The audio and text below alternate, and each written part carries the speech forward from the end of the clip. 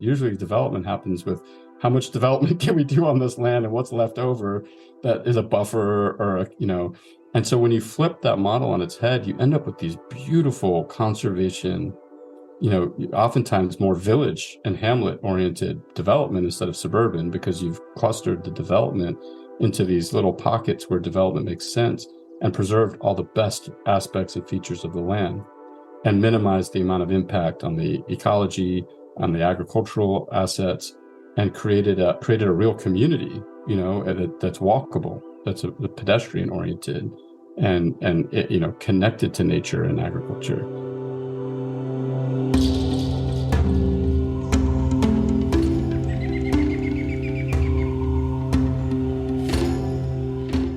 Welcome to the Regenerative Real Estate Podcast, a show about human environments and how they can be used as a force for good. Conversations that educate and inspire people looking for a different way to do real estate. I'm Neil Collins, and on today's show we have Daron Joffe, more widely known as Farmer D, to talk about creating communities around farms and how Agrihoods are a trend on the rise.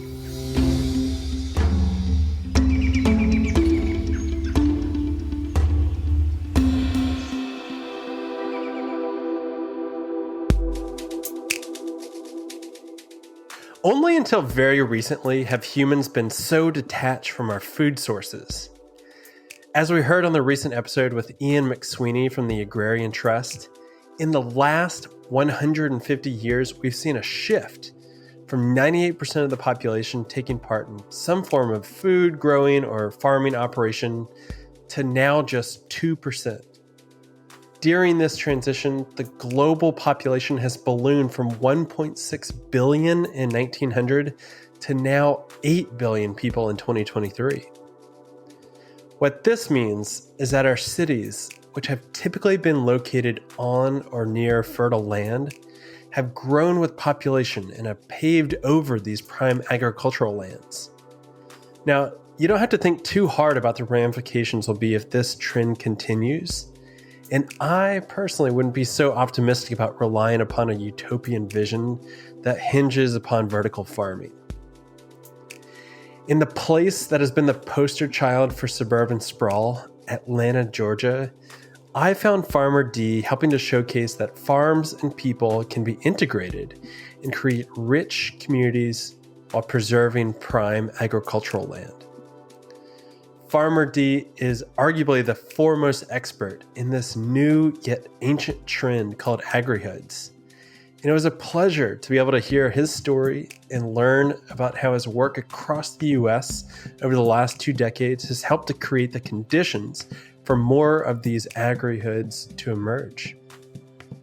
And for a treat, I also asked Latitude's change agent Soraya Snyder, also based out of Atlanta, to co-host this conversation with me. That's because Soraya and her husband and partner Matt both have backgrounds in local food systems, and it was Soraya that originally put me in touch with Farmer D.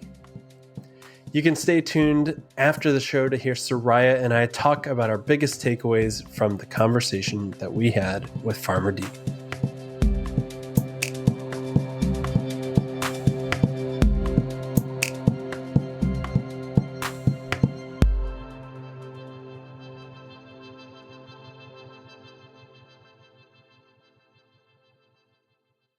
I am really excited today because we have a new format here. Not only do we have a great guest, Daron Joffe, you might know him best as Farmer D, really pioneering the agrihood space. But we also have Soraya Schneider, who joins us from Atlanta, Georgia. She is a change agent with Latitude and actually connected me with Daron. So it's a pleasure to have two people out of the Southeast. I originally came from Louisiana, so it's great talking to other Southerners. But Daron, welcome to the show, and thanks for taking the time to come on. My pleasure. Thanks for inviting me.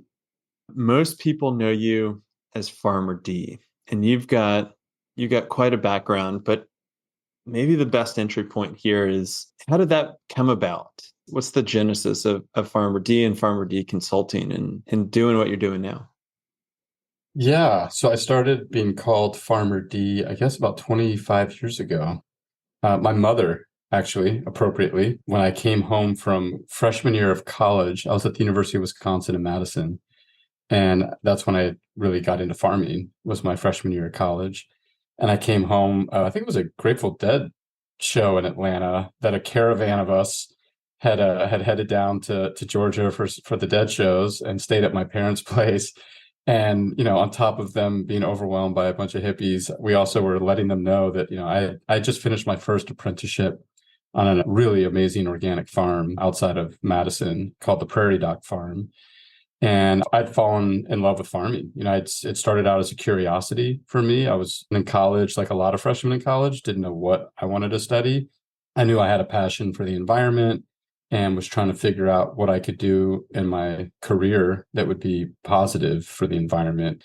And I had this curiosity around food and farming. And I was like, how do I learn how to grow food? And I started just looking into our food system. And, back then there wasn't nearly as much information out there. This wasn't like trending as much and as mainstream.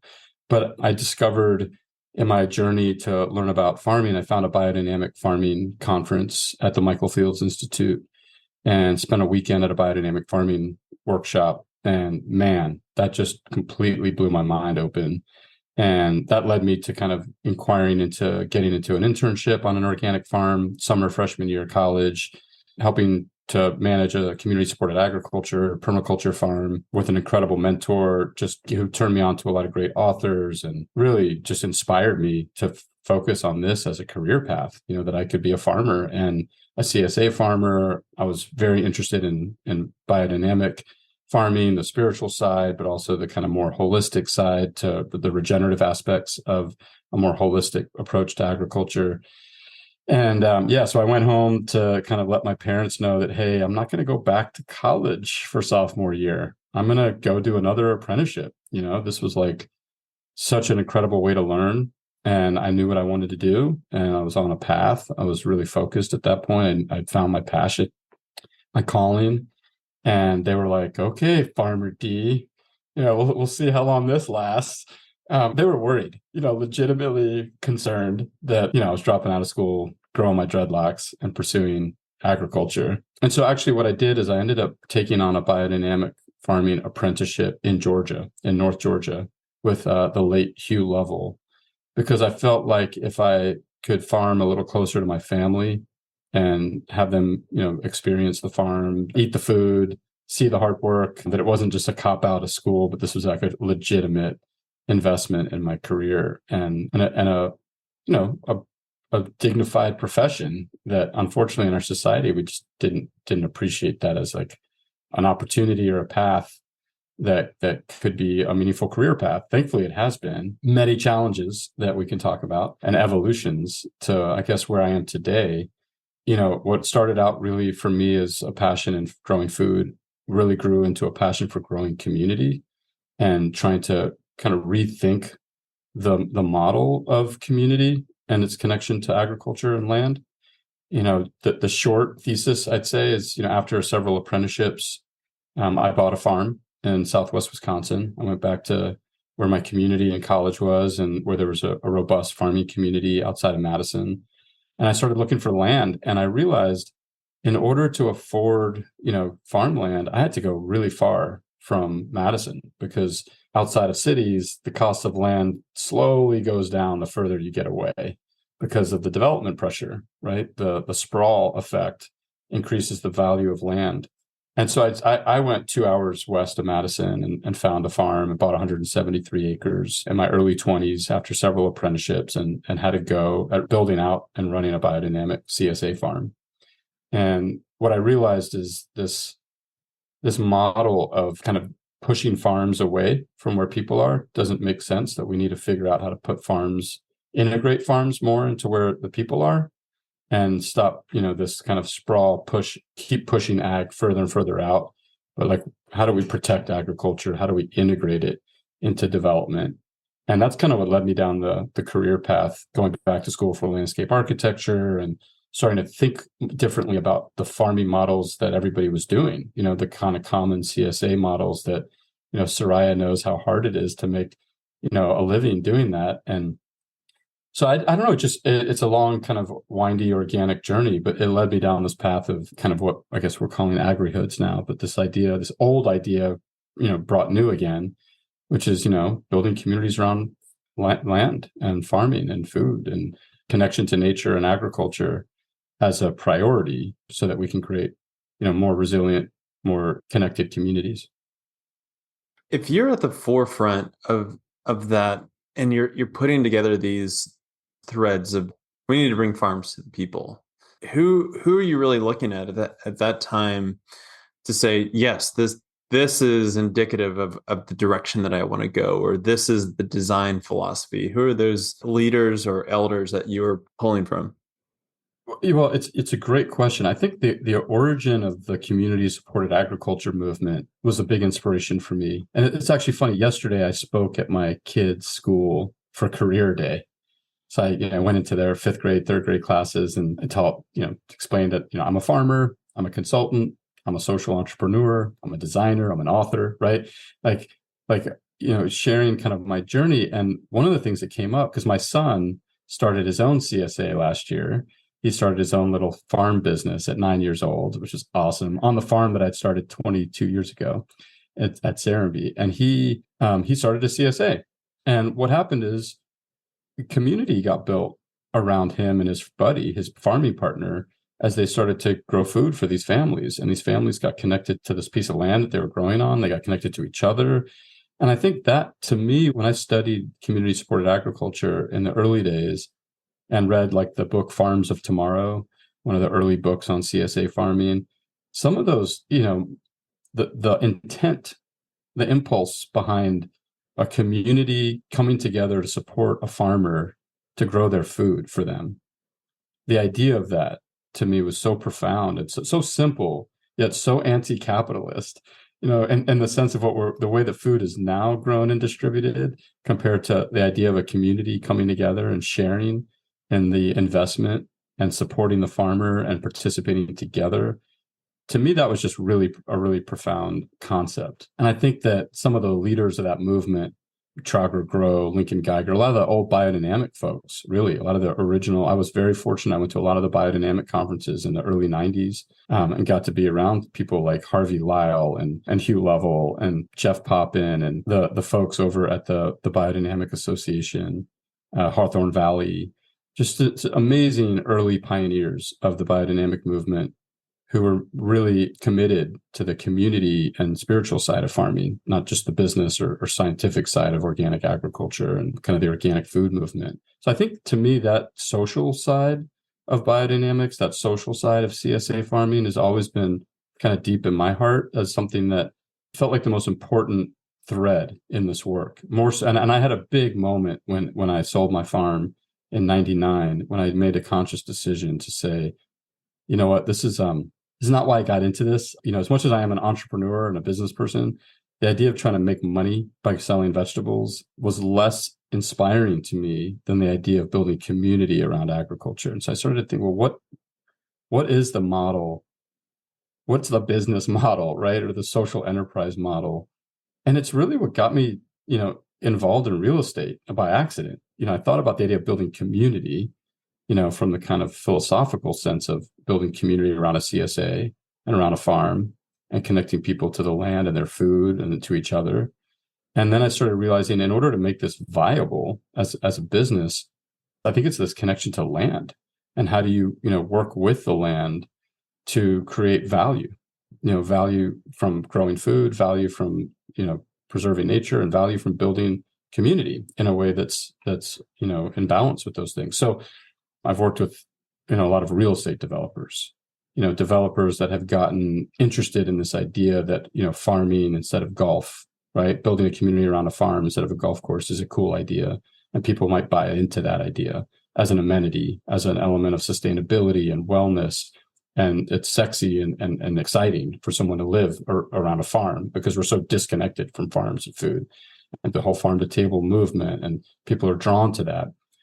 And I think what I've come to appreciate, as much as I can appreciate the complexities of development and the importance of development and agriculture kind of working together, I also really appreciate working with landowners who are not necessarily developers, but they're farmers, they're stewards, they're multi-generational land legacy projects, people who have been on the land for generations and are trying to figure out how do they keep the farm a farm, but also like how do they monetize their land in a way that they can realize the value or they can even afford to continue farming.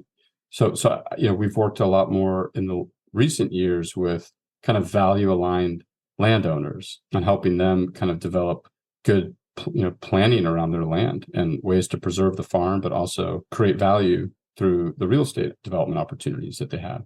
And so the last thing I'll say on this, I'm not sure if I even answered your question, but I think what's become really apparent as somebody who really loves land, development oftentimes is driven by economics and engineering and not by love of land and appreciation for understanding the land, working with the land, and then figuring out what the land wants and how you balance protecting and preserving the land with what that land can do from a development perspective. And so what we've been honing the skill over the years, our team is approaching development through the lens of conservation and agriculture. And so we look at land and think about, okay, let's understand its context. Where is it? What is its character? Is it rural? Is it suburban? What's the surrounding area like? What's the watershed? Where are the roads? Where are the infrastructure? Who are the neighbors? What is the vision for the land steward, the landowner? And what's the history and the, indigenous history, recent history, cultural, ecological kind of history of this land? And then analyzing it from a ecological habitat perspective. Where are the forests? Where are the creeks? Where are the sensitive slopes? What parts of this land should be, protected and preserved from an ecological perspective? And then what are the soils for agriculture? What parts of this land are best suited for agriculture that should be preserved and protected for agriculture? And then as the last piece of it, where then should development happen?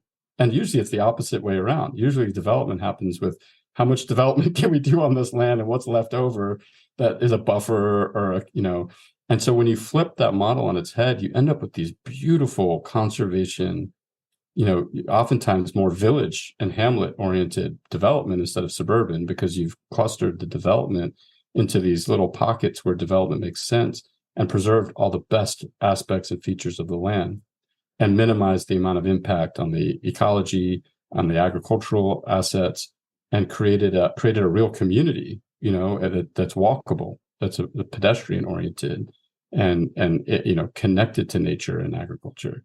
So that's what we really like to do. And like when you start to cluster these projects together regionally, which is the other thing that's been really great the last few years, we've been working with cities and counties and planning at the county level and looking at, zooming out and saying, okay, here are these great wildlife corridors. Here are these great farm belts. Here's where these little towns can happen. Here's where little villages and hamlets can happen and how you can connect them. And so when you're able to work at that scale and influence counties and cities to create policies that are supportive of this kind of, regenerative development, then you can start to kind of set the canvas, right? And educate landowners and developers to move more in that direction. That's amazing. I mean, wow. Farmer D, I would like to know a little bit more on the entry point in which the real estate development side came into your work. So at what point did the developers come to you? What was that moment and interaction like?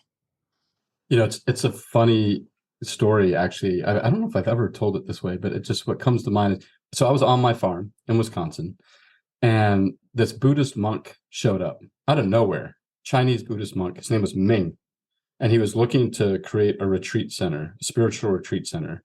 And his guru was just happened to be driving through from, I think, Minneapolis to Chicago, and they were driving through the Kickapoo Valley where I was living, where I was farming.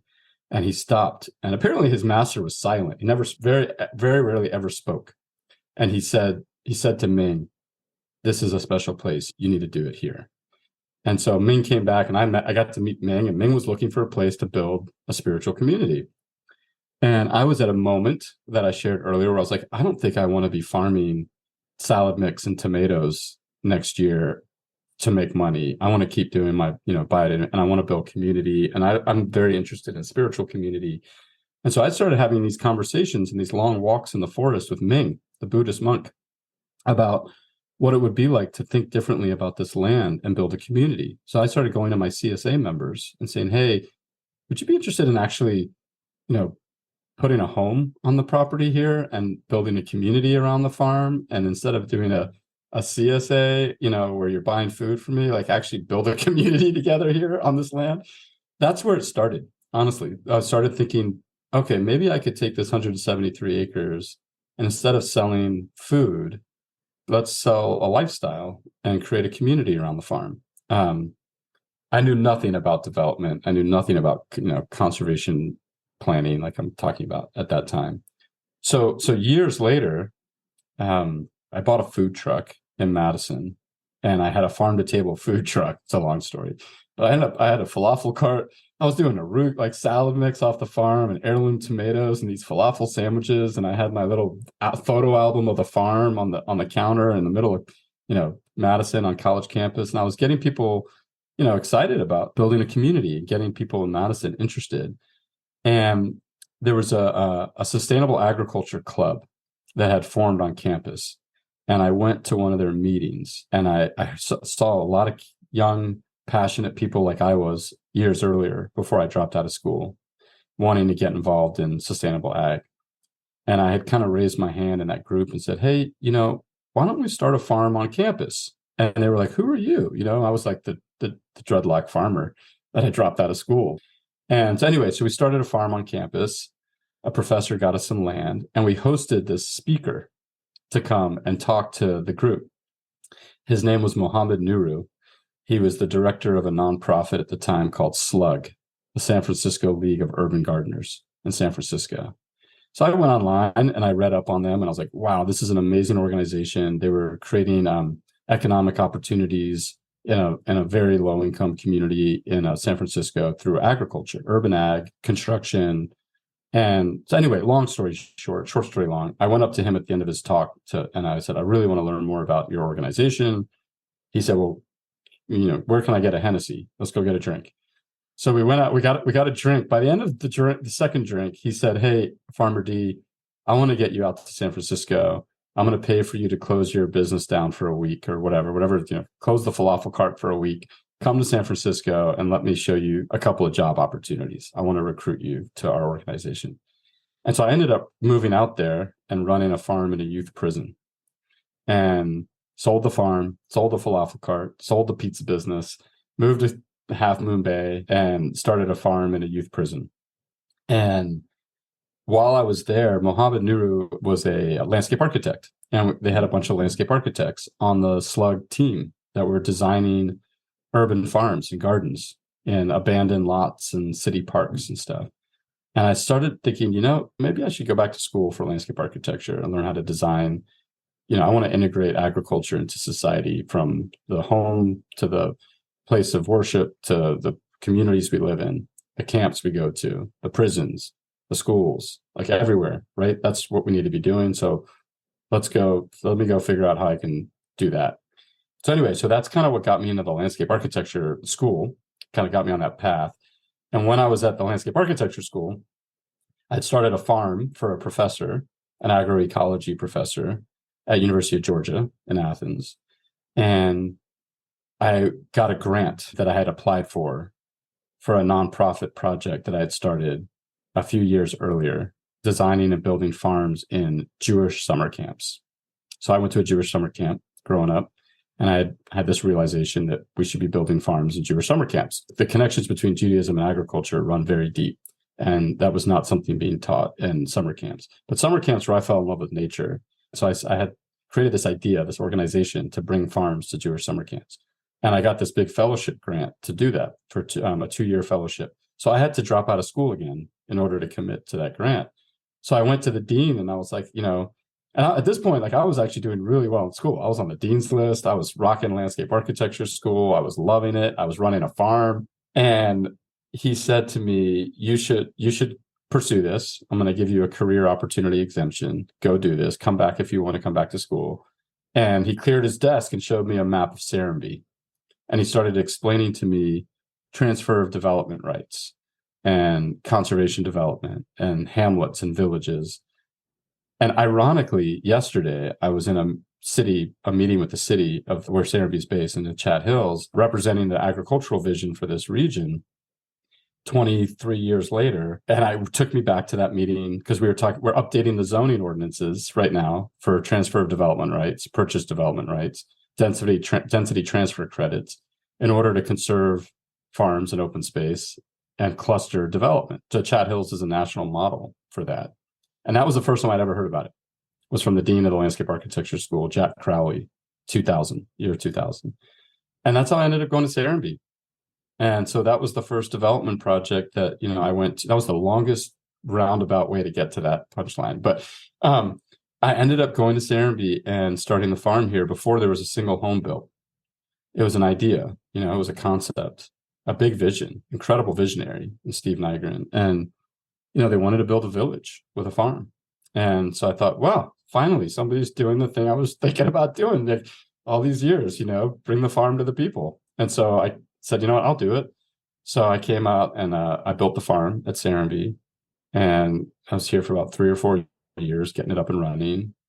And it was a huge testimony to this thesis that, yes, like people want this, and this makes sense, and the development can benefit from the farm, and the farm can benefit from the development. And it just makes sense, right? Put the farms where the people are, and integrate them. And a lot of my work since starting the farm at Serenbe has been kind of this pursuit of how best to design and integrate these farms into communities.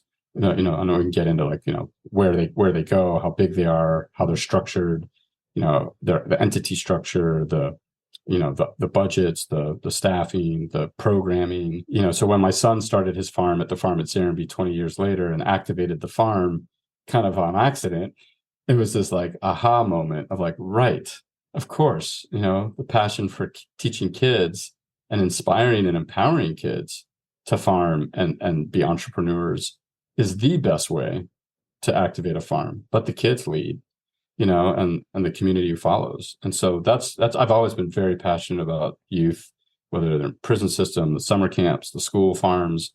That's absolutely the most important investment, I think, in our future, is teaching these kids about, especially today when they're so tied up in their technology and, screens, and so disconnected from this relationship to the land and to understanding the basic economy of food and appreciation for what's involved in growing food.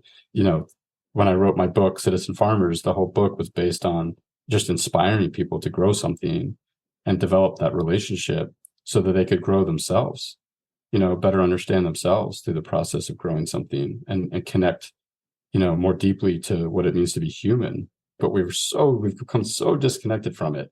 And the garden is such an easy way to reconnect people. So that's kind of how I ended up. I ended up at Serenbe on this weird kind of circuitous journey that got me there. And then from there, I just started getting hired by other developers that were like, oh, can you do what you did at Serenbe for us and build us a farm? And then I started working on, another project and another project and another project. And then it was like, oh, shoot, I need a team because I can't do all these projects by myself. So then I started hiring landscape architects, ironically. So I never finished. So I hired a landscape architect to help, design the farms with me. And I get to do the design, creative and entrepreneurial and programmatic aspects and help lead the design. But then I've got somebody that's really understands farming, that's a landscape architect to work with. And that's kind of been the business over the last 15, 20 years.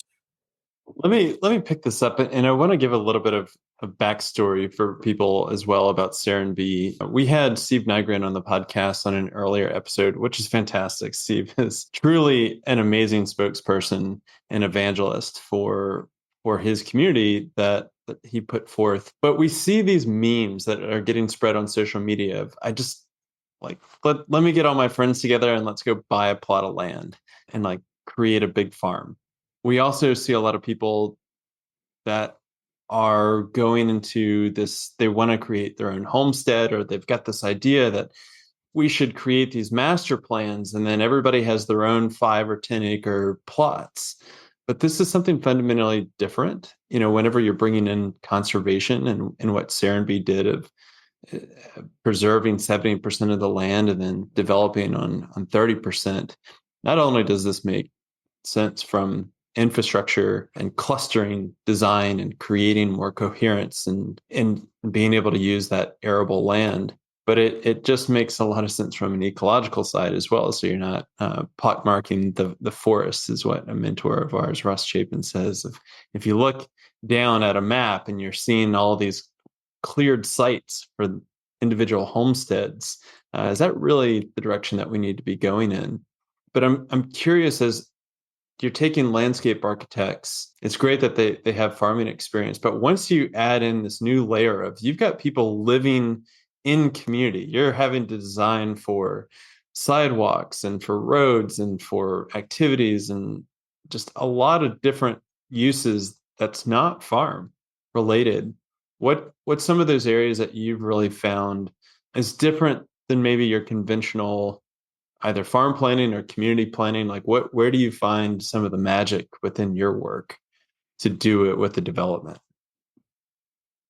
I think it's in kind of these bookends. On the front end, it's really the most important piece, which is really understanding the land and the context, the character of the land, rural, and we use metrics around it, right? We have like actual metrics where, if it's a rural property, we're trying to protect 90%, 80 to 90% of the land to preserve the rural character. Because once you get to a certain, amount of development, it's no longer rural.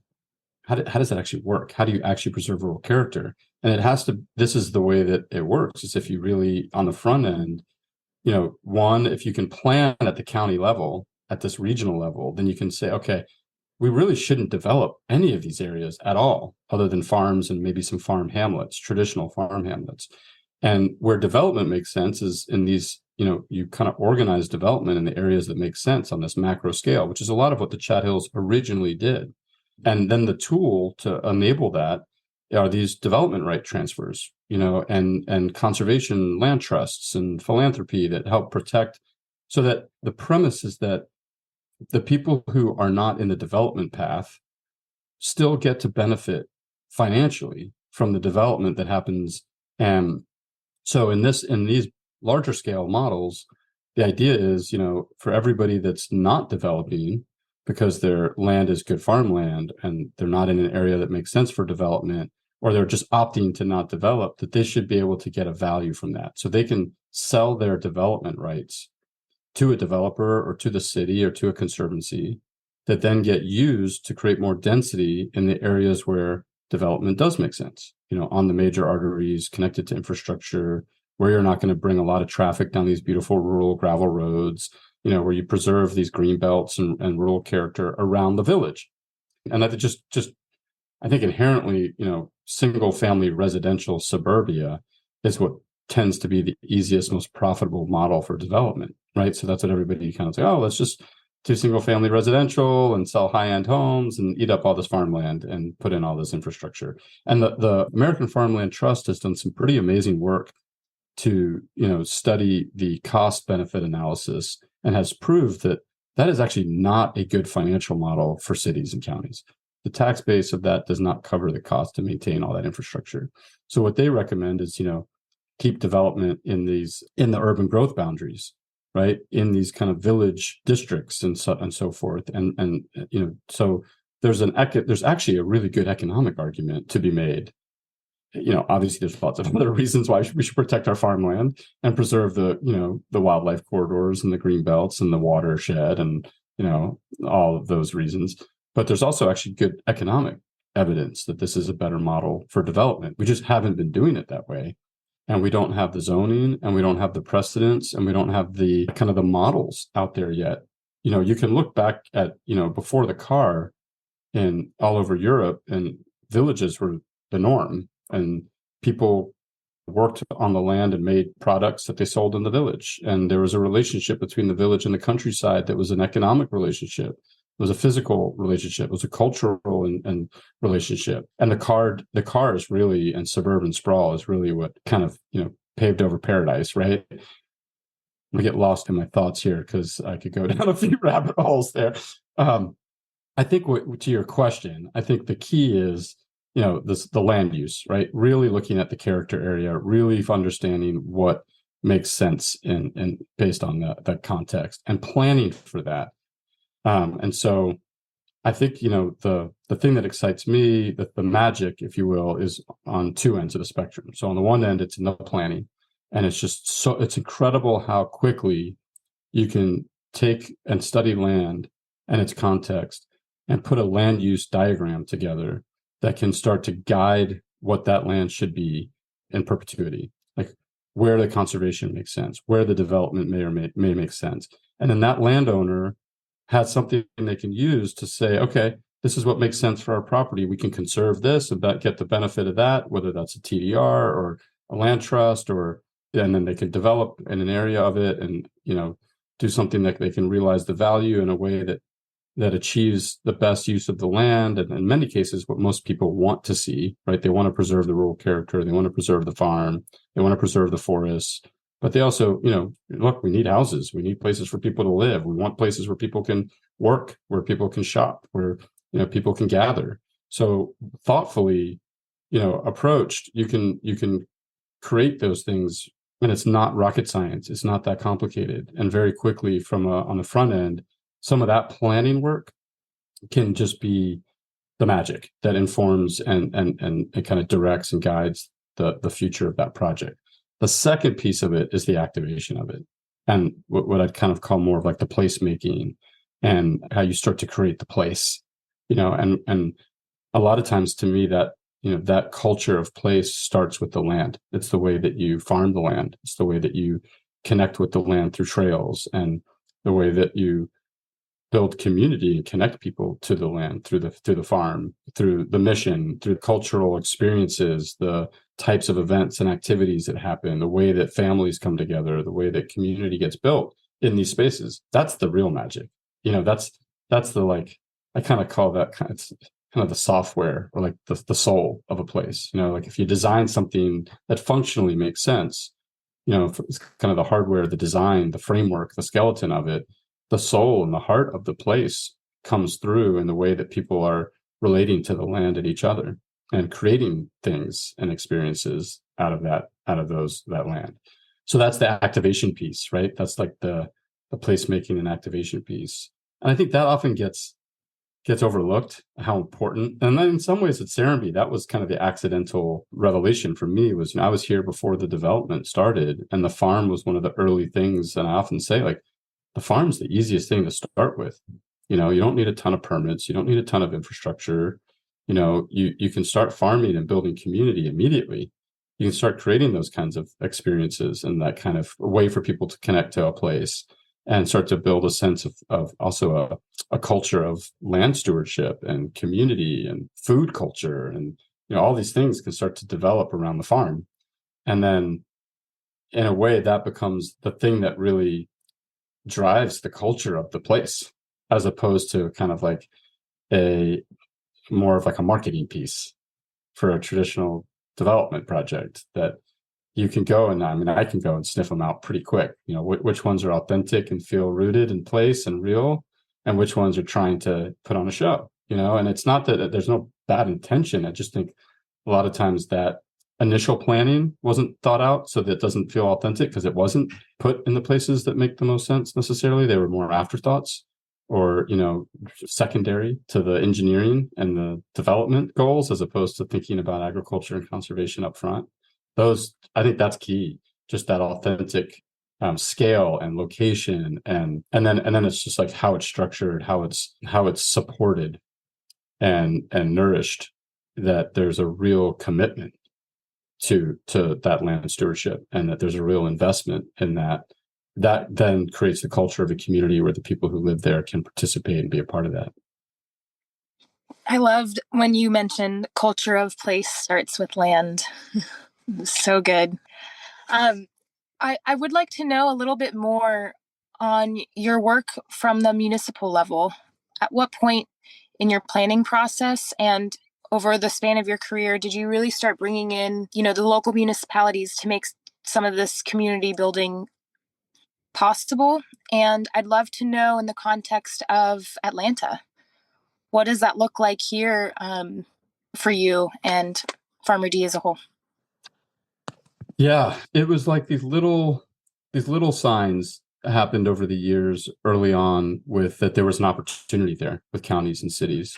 We got involved in a project in Atlanta, in Cobb County, in Marietta, called Hyde Farm. It was a historic farm that was going to get developed into a suburban neighborhood. And a bunch of people in the community, friends of Hyde Farm, kind of emerged and said, hey, can we buy this and protect it?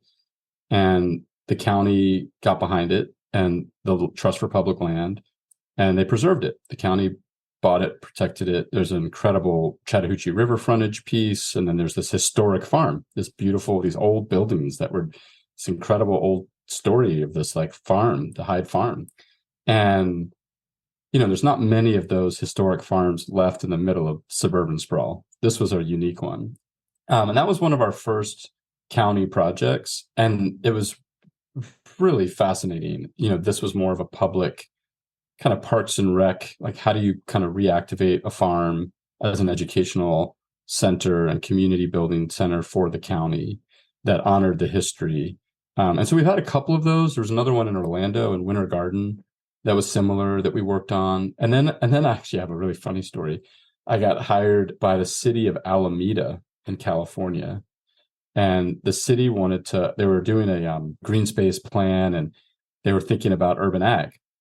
And the city manager was really innovative. She's like, Farmer D, can you help me put together an urban farm and garden plan for the city? And the funny part of the story was I was just started dating my now wife, who was living in Berkeley, and I was living in Atlanta. And so I was like so excited. I'm like, I got a project out there. I can come stay with you and like work on this project.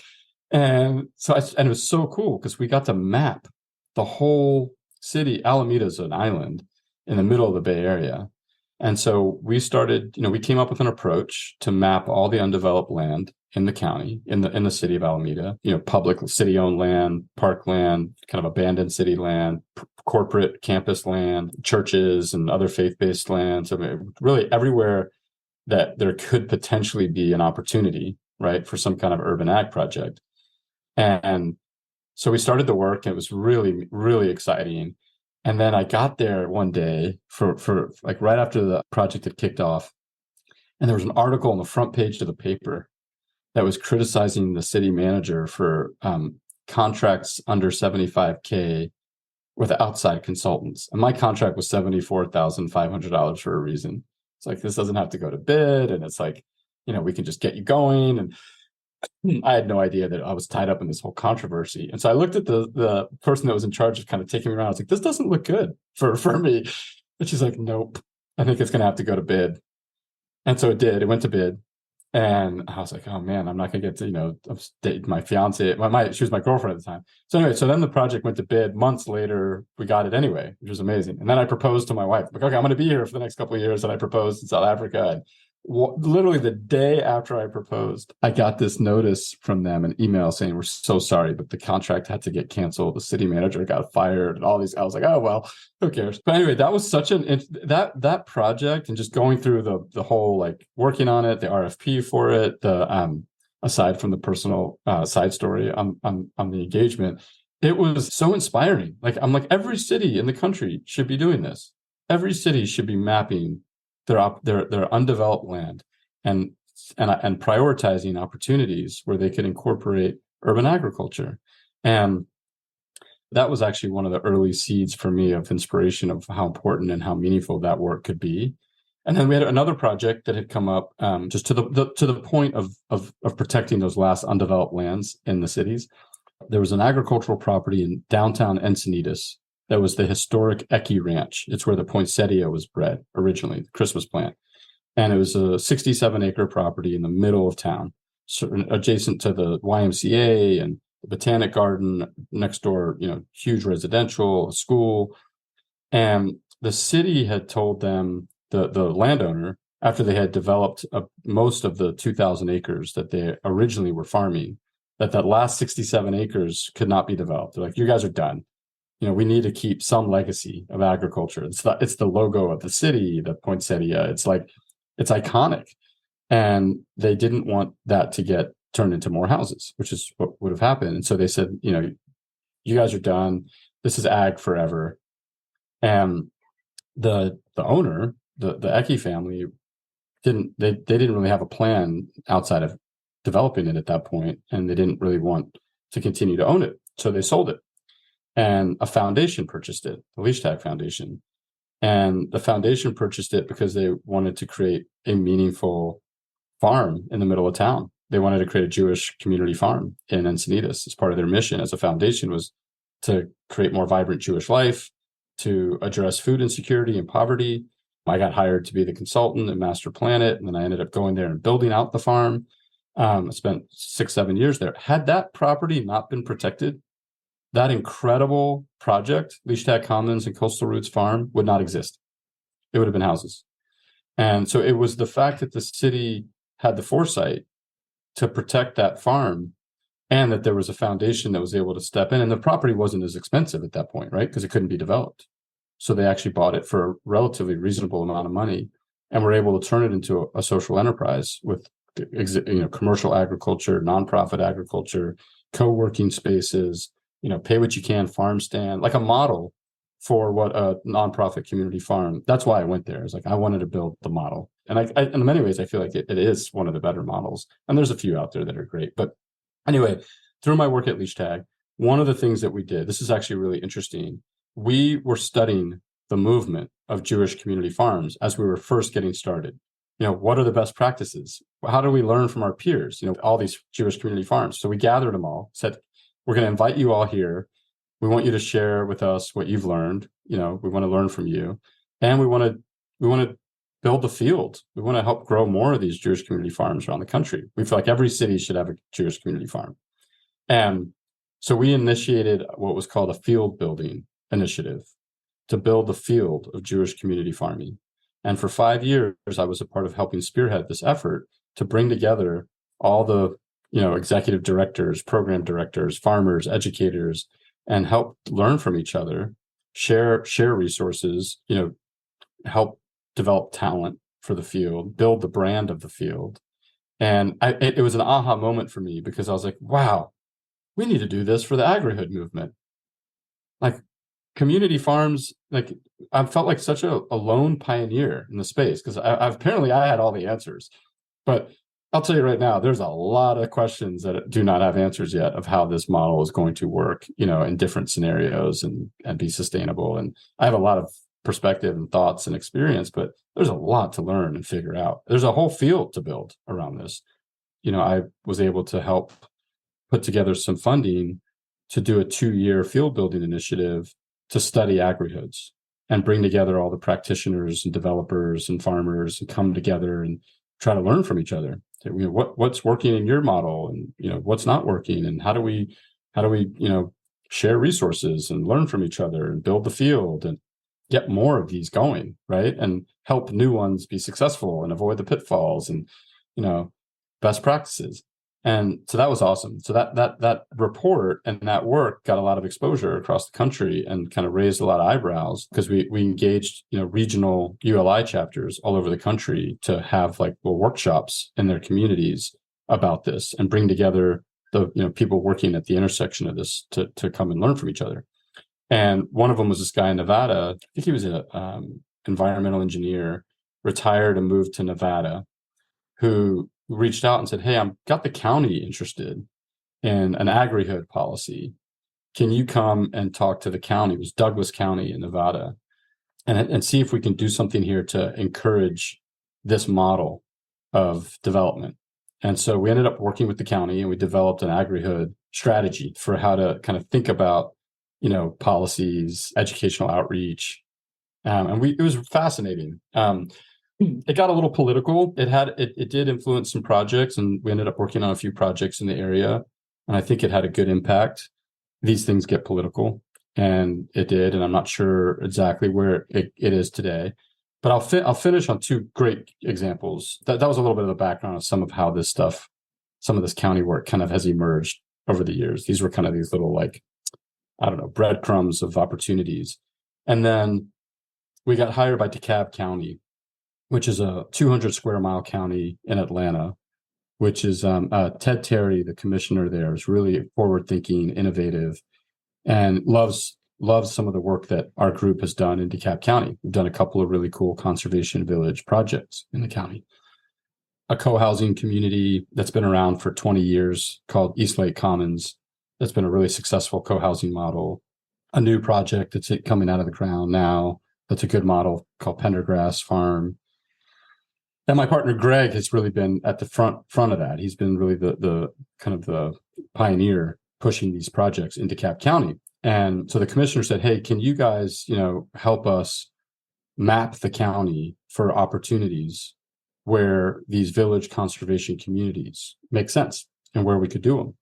And then make some recommendations for our zoning so that we're supporting and encouraging that kind of approach to development. So we partnered up with a group that we've worked with over the years called Kimley Horn. Kimley Horn was overseeing their comprehensive plan. And so we've been working really closely with Kimley Horn on developing a village conservation, what we call a VCC, a village conservation community overlay on DeKalb County. And we've been able to map, all the undeveloped lands and based on the character areas and, where these village conservation community models could best be applied. And now we've actually got projects, which is really fascinating because what happens is, these projects in those areas come to the planning commission and they're like, hey, we want to do a, mass grade suburban development on this 30 acres. And they're like, well, actually, could you guys go talk to Farmer D and Village Habitat Design about, what we've been working on to do more of a conservation village project there? Because that's really what we'd like to see. And obviously that's what the neighbors are going to want to see over, losing the entire 30 acres. They could, preserve 25 of those acres and have a little, clustered community that makes sense and adds a lot more value than just more single family. It could be more mixed income. It can have some little bit of retail, have a little farm and a forest and a pond and a trail and all those things. So that's what we're starting to do now is go from this, we've done kind of this high level mapping, identified the regions within the county where this can apply, made recommendations around zoning language and policies and, updating the comprehensive plan to reflect those. And the next step is really honing in on and developing and engaging with the neighbors in these communities to understand, hey, development's coming. It can be like this, it can be like that, or it can be somewhere, in between, so educating the planning department and the city council, educating the developers, educating the landowners and the neighbors, the citizens, to just see the value. And that's kind of what, this guy in Nevada did. Is he's like, let's just start a working group and start just educating people about this.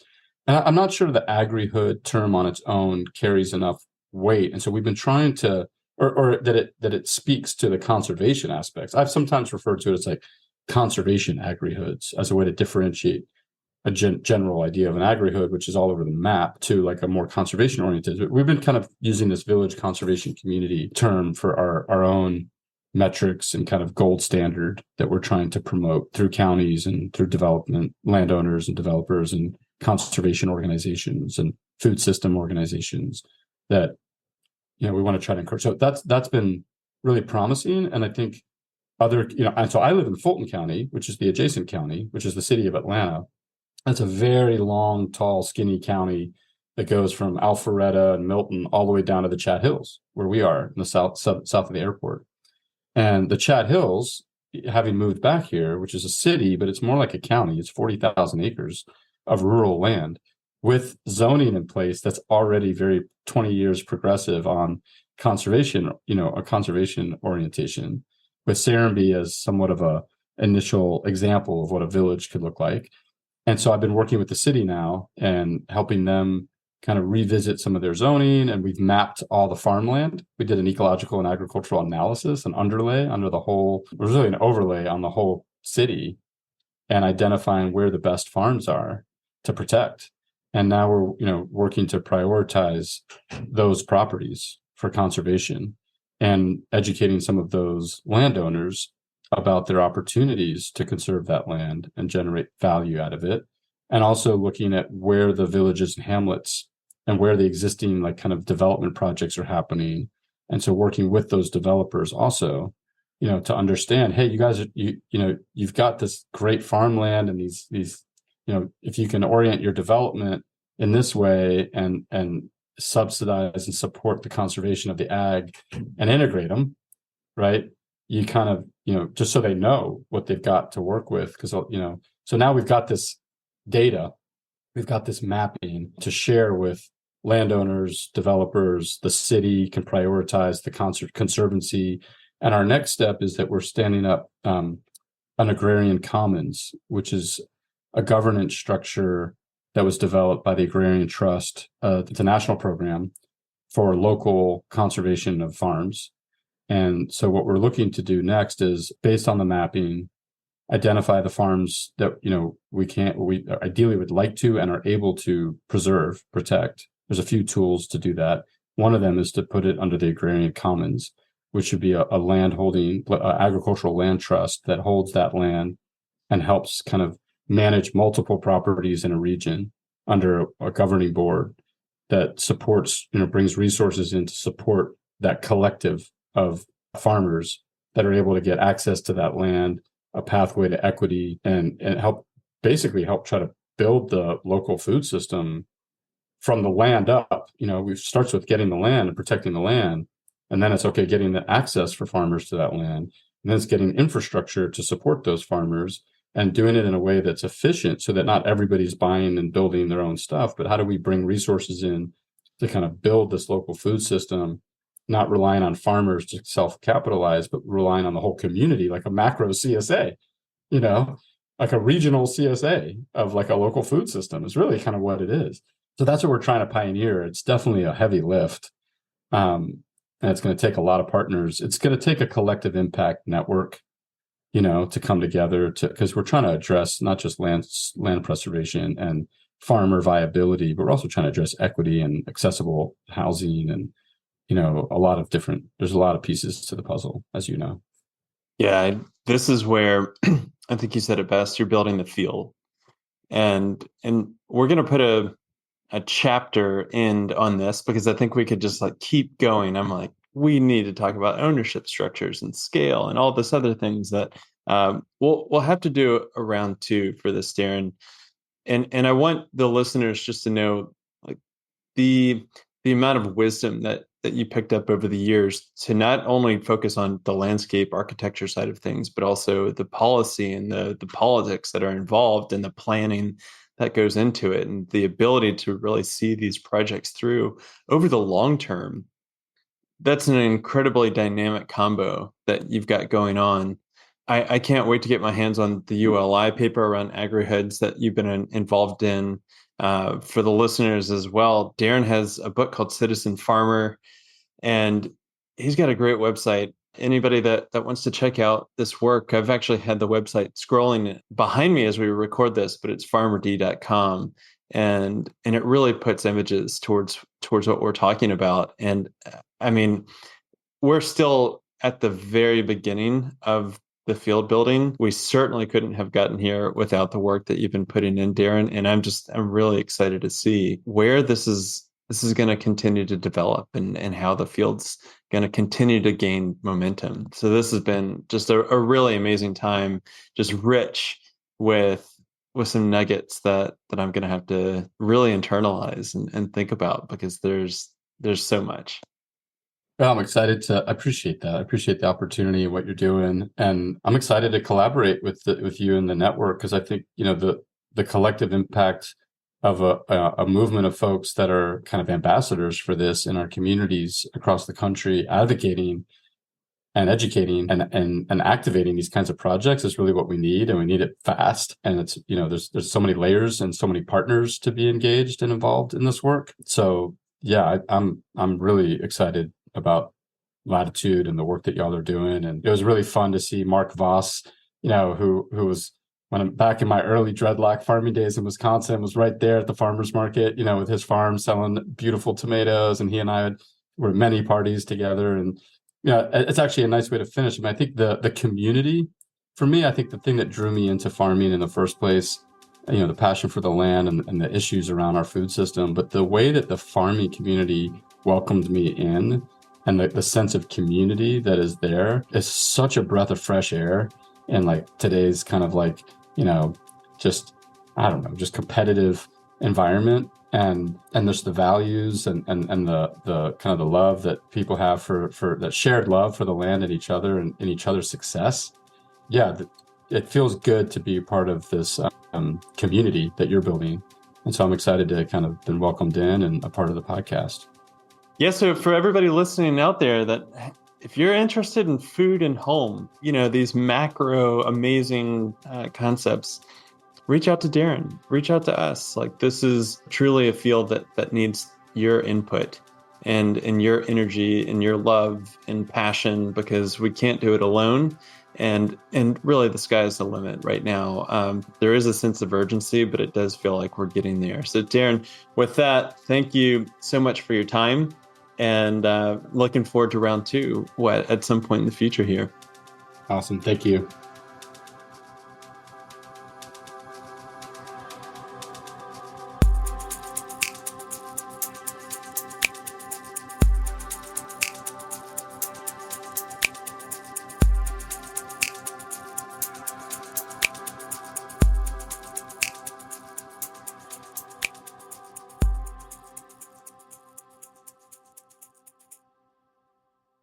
Yeah. What do you think? Like, what's your reflections here? Just big, maybe top 1 or 2 takeaways.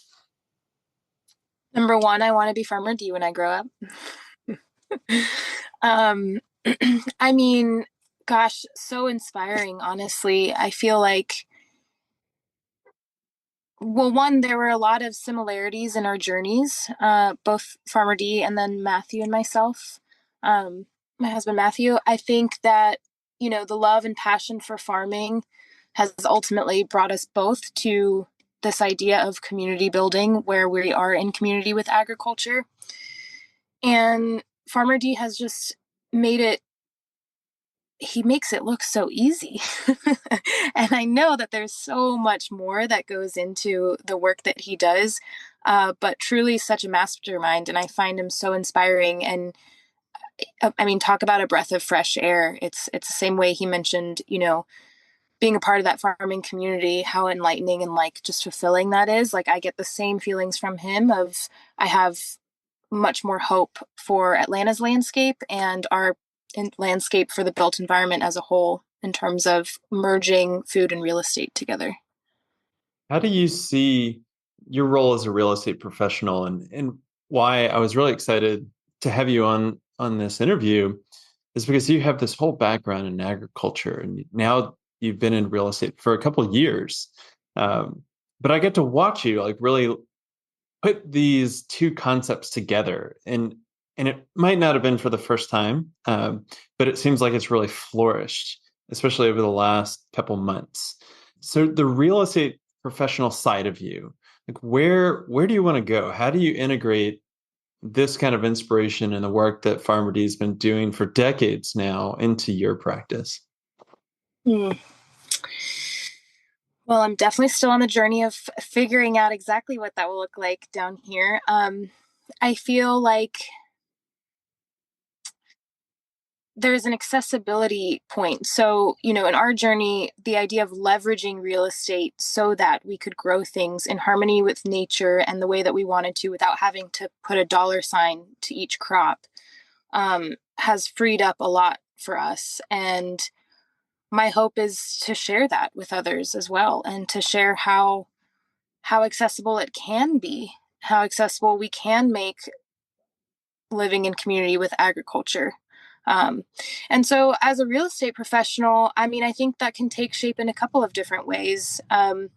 One, as it currently stands, finding these properties in and around the city that do have the opportunity to grow food, and educating clients and landowners on what that could look like for them. That is sort of already the groundwork that I feel like we are doing. Where I see our business going and the direction I see it going is more in line with Farmer D, of understanding who am I needing to talk to at a municipal level, on a county level, And how can I also tie that in with more conservation work? So, I mean, talking about the agrarian commons and agrarian land trust. And so, I mean, gosh, it's overwhelming and exciting to think about how all of those pieces can come together. I don't have landscape design or architecture in my background, but enough passion and love, and then just my knowledge of the local market to see how we can invite others to build that field with us. This is why what comes up for me is that it's so disingenuous to talk about what we do at Latitude about being real estate agents. I think the sales license is really just one tool that we use, but it's really how do we stretch this conception of what a real estate professional is. And this is really that point where it's like, look, we have so much transformational value. We see what can be possible. We are a part of this generative field that has this spirit that runs through it, that like it is the spirit of aliveness. It is just the same essence as a farm that we can bring in to our communities. And to see this now get picked up by people that are creating livelihood with their values. This is something that I was missing for so long in my professional life. It really felt like it was like, oh, I can either go make money and kind of destroy the world, or I can try to go do good and then really live on the edge of poverty. So it's amazing to see how we're like you and Matthew are putting this together after our trip down to Atlanta recently. It just seems like Atlanta, a city known in the back of my mind for sprawl, has this like really bright, shining examples now, and it really seems like there's a lot of will that's coming out of Atlanta and that area all over Georgia. So I'm really excited. I'm really excited for you guys' journey. For anybody that's tuning in, Matthew and Soraya are just amazing. They've got a great little homestead going on. They're just consummate real estate professionals, and I really recommend you checking them out. Why don't you plug where people can find you right now, Soraya? Right now they can find me on Instagram at Soraya Carey. We'll have a website coming soon. You can also find me on Latitude's website as well. Yeah, well, thank you for being gracious to be a co-host. Daron's one of those people that you can ask one question and he can just handle it from there. But it was great to have you with me, and everybody go check out what Soraya's doing on Instagram. They're doing a lot of fun stuff in Atlanta, and thanks for tuning into the podcast.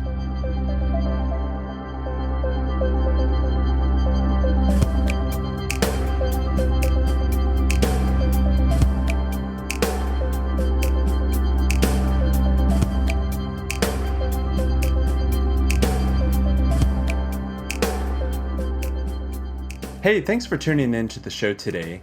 If you want to follow our work at Latitude, you can follow us on Instagram at latitude.regenerative.re, and mine is at I am Neil Collins. We inherently believe in the potential that comes from connecting value-aligned and purpose-driven people together in community. That's why I encourage you to join our mighty network and introduce yourself to the other people working across the globe to advance a more regenerative, resilient, and beautiful world. Here, we want to know what you're working on and what inspires you.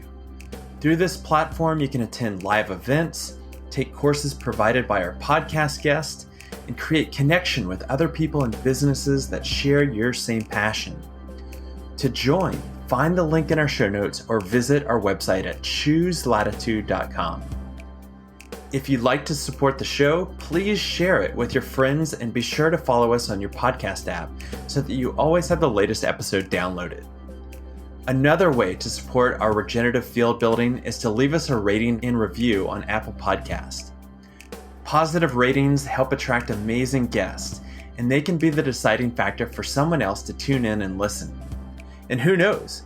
Maybe this is the kind of motivation that it takes for them to finally decide to align their profession with their sustainable and regenerative values and become a positive force for good within their own community. This show was produced by myself and edited by Anthony Wallace, and offered as a part of our work with Latitude Regenerative Real Estate.